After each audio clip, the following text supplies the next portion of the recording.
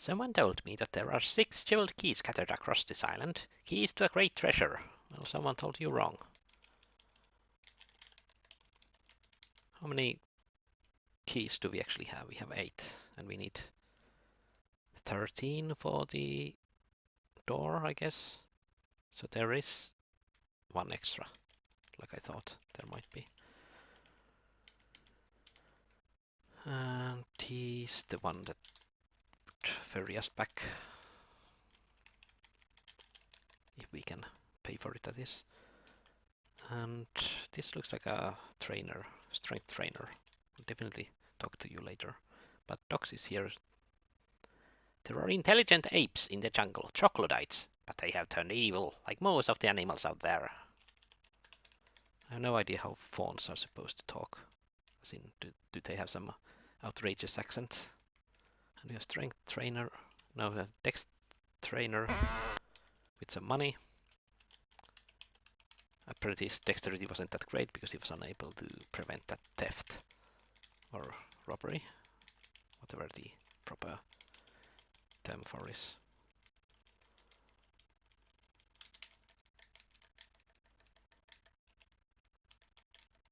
And this is actually the city of Avard, and the island is called the Avard Isle. So I guess this is the capital, I guess. A fairly good-sized city, especially after we've been to the Oasis for so long. Cricket sells armor,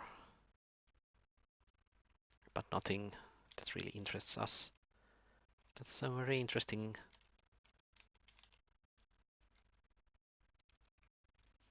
feng shui you have going here. I guess you'll be able to craft armor 24/7 if you're unable to reach your bed. So there's that. Pro tips. And Baroque doesn't really have anything other than a degree in multiculturality going for him. And he's also the member of the same feng shui cult that arranges the furniture in a way to keep them from going to bed. Oh, what a strange people on this island. At least the mayor is sensible. Moravik. At last, heroes who have come to save our town. Evil snakemen called Slithers have been ambushing my people whenever they leave our ward. Please slay the king of the Slithers. I will reward you with 20,000 coins from our treasury if you do so. So despite the blockage, town is rather wealthy. And they even have food, which is nice. Reaver. Looks like a cultist, I think. Someone told me that when the mayor of Dozen died, he hid a fortune in gold in the town's sewer. So we know now that there's another town on this island, probably. The place is called Dozen, and it has sewers, which I've actually been to earlier, years ago. It was a maddening place. Quintus. One of the stupidest things someone told me is that there is a castle made of ice somewhere to the east. Ice! In the jungle! Indeed. Act 4. Morth. I heard that the dragons are a huge treasure, and their leader is a demon. Quite so, the dragon lair is on this island. Metairie. I hear that there are insectmen, spidermen, and dragons living in the eastern mountains. So we'll definitely have to go there at some point, rather than do the sensible thing and stay away. Because the dragon boss has a key, and we need the key to get to the final place. And you got a clone. Notary. I learned that if one casts Cure Disease on newly infected victim of the green blood, it fixes them up nicely. And they wait until the third island to tell you this. Of course they do.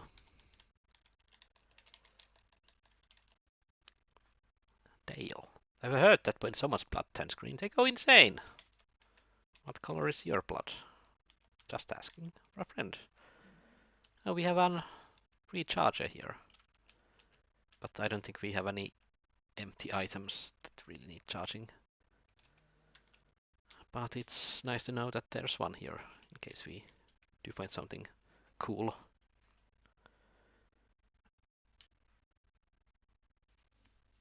I wonder if it's possible for the game to generate a item of enchant weapon with charges, so that you can enchant items to +5 and keep recharging the item at that guy. Maybe, maybe not. And you are the weird alien, Metellus. And you're a spice salesman, or sales thing. And potions or scrolls or magic items? Items. Not a full heal would be nice, but we already have one, I think. We have mass heal. We have opal of full heal.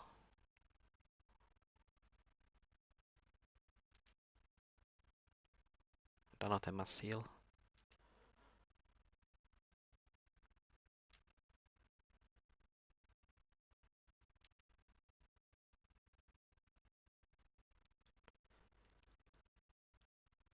A potion of full heal on this guy.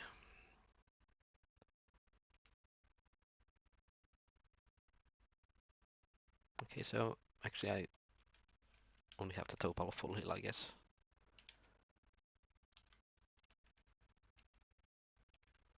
You would have a bracelet, but I think I have all the wrist armor I need already. So is there really no underground part to this town? Guess not. We'll go to the strength trainer and spend all our remaining money there, probably. Been waiting for a strength trainer. And actually we'll check your damage. It's 18 to 27. So if we train strength for 5 points.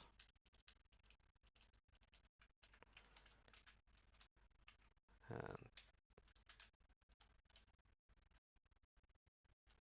your damage has gone up. Did I say it was 18 to 27? So it has gone up by 1 to 2. Strange. So if we train another 5 points, will it go up again?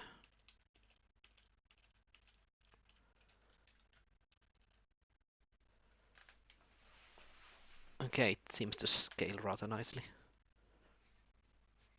I'm guessing all the damages are 33% random.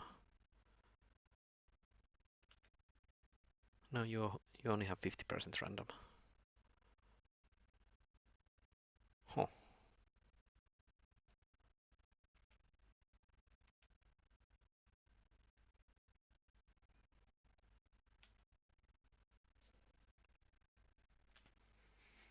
Maybe it's something to do with the fencing style.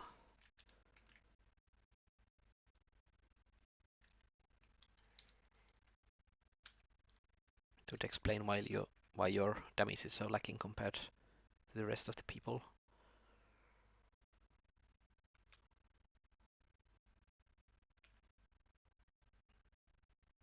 And yours only 50% random as well. Could it be related to the impaling type?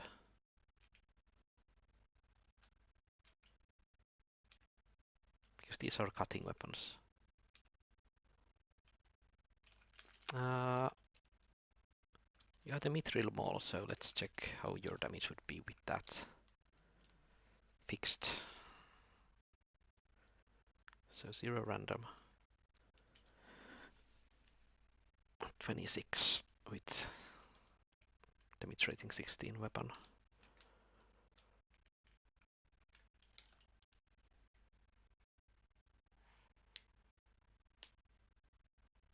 So it's slightly better than this one. On average, that is. Because this one would be 25.5. But then again, cutting damage gets multiplied after a hit. Whereas bludgeoning does not.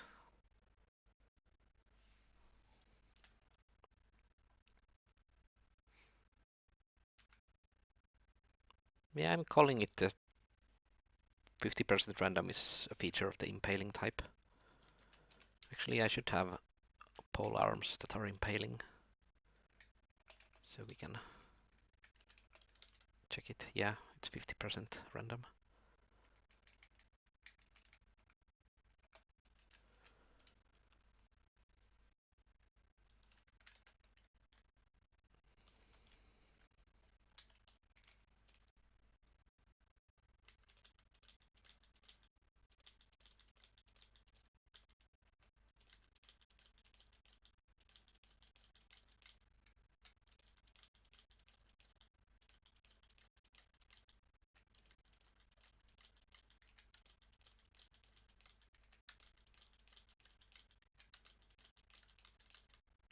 I don't need that much more strength on my casters. Basically what I need it for is carrying capacity, allowing me to have higher movement value when I'm carrying stuff, so that quickness allows me to perform more actions per round. But strength is also used as a capacity for casting spells. Then again, my mages are capable of draining strength, but my priests are not. But what I really need it is for my melee guys, and especially for Saltpeter, whose anti-parry mechanic of fencing types compares your strength to that of the heater. So you need as much strength as possible if you ever want to parry the insanely high strength values of Nahlakh enemies.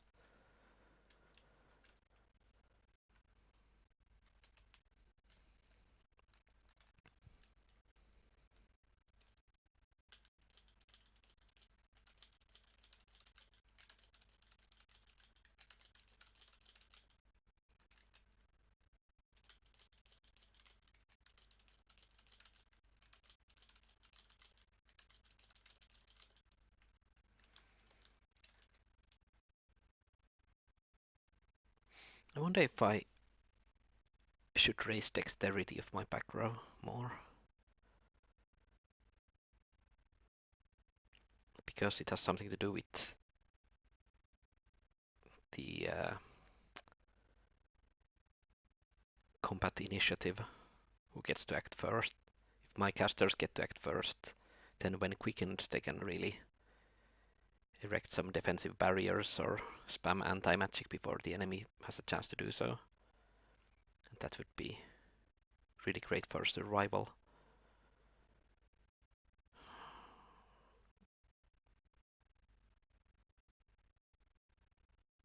I can't really say.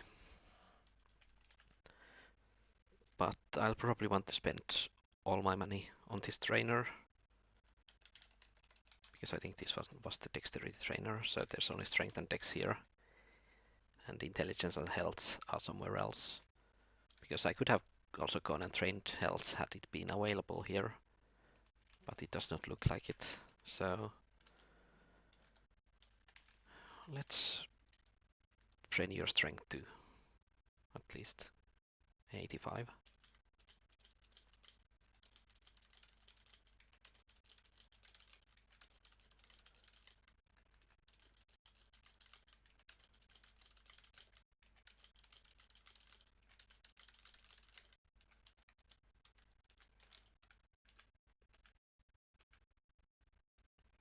Yeah, your damages seems to have gone up. It's like +1 damage per 5 points of strength you have. No, that can't be right, because also the damage rating has something to do with it. So if we have 8 from that, it would mean that we have minimum damage of 5 from our strength alone, which does not seem to be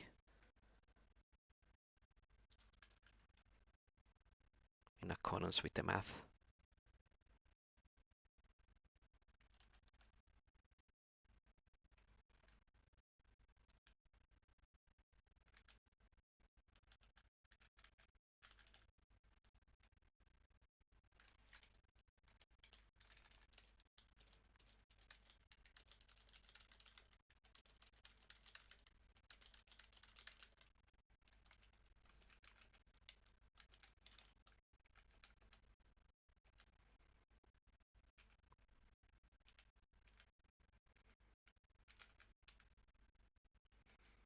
Yeah, I think I'll spend the rest of the money raising saltpeter strength.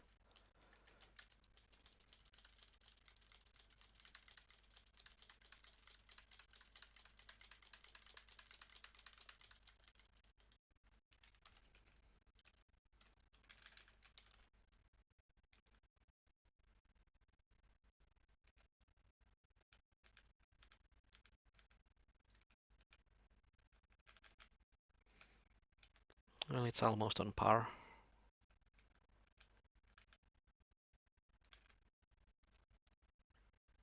And now what I can do is spend these potions of gain strength on him as well. And that should be another 30 points of strength.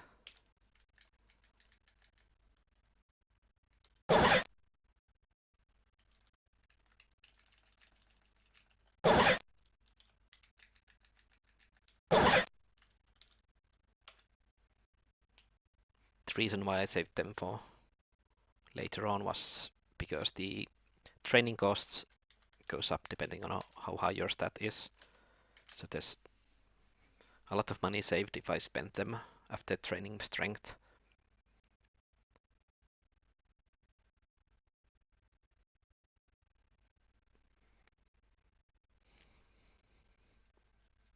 But I still don't know if it was a smart choice to do so. I mean, I do want those parries to work at some point when we're facing enemies that one shot us if they land a hit. Because the parry is a blanket block, as is the shield block.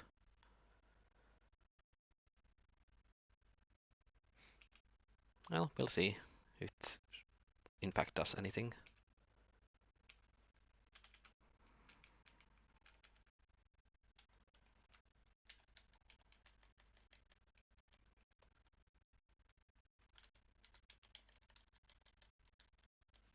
Actually,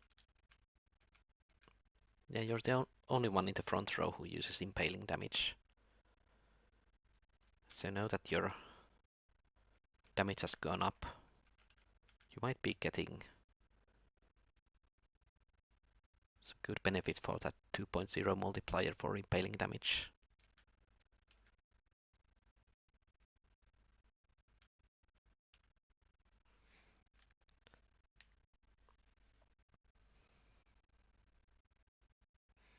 But how much was your damage even before I trained you? Was it 13 to 26 at some point? Maybe it was. Or was it 9 to 18 initially? Because if it was, then you almost doubled your damage.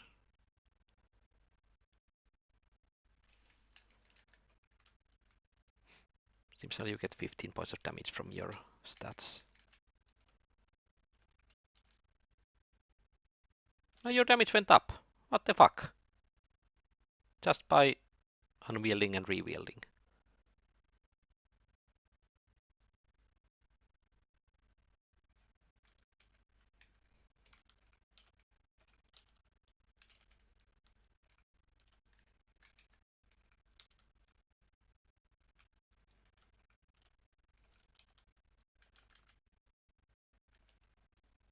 Well, that's a nice damage now, definitely.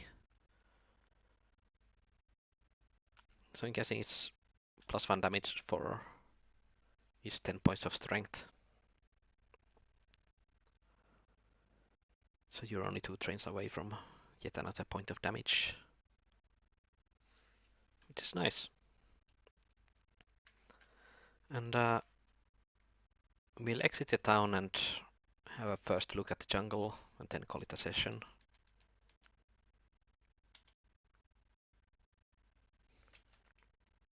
It's a rather big island, I think.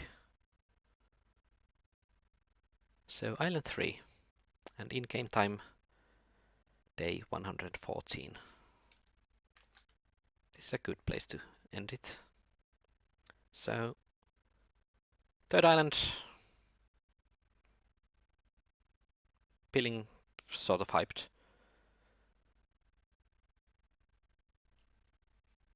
We probably want to find the Dawson, the second town here, as soon as possible. It is a coastal city as far as I can remember. So maybe if we go clockwise, the coast, we'll find it sooner than later. I remember that the ice castle was somewhere in the middle part of this island, maybe a little bit to the east. But we are not in a hurry to enter it. We still need 5 more keys at least. So yeah, expect the jungle trees to block projectiles, which is also beneficial for us because the enemy archers hit kinda hard, or so I remember. So the priests are going to be quite important here because they can cast Severe Wound and deal damage through the trees. Whereas mages, I don't know what their role is here. Probably mass confusion. And I really hope that my warriors have enough armor to withstand the ranged attacks. If not, I might need to become creative. But yeah, it was rather nice to get back to recording some more Nahlakh. And we are behind schedule. The first episode should have uploaded 20 minutes ago on Sunday morning. But right now I'll start compressing the footage and I'll probably start uploading it in 9.5 hours or so. If it's ready. It probably is. So chances are that the next episode will be up in something like 15 hours.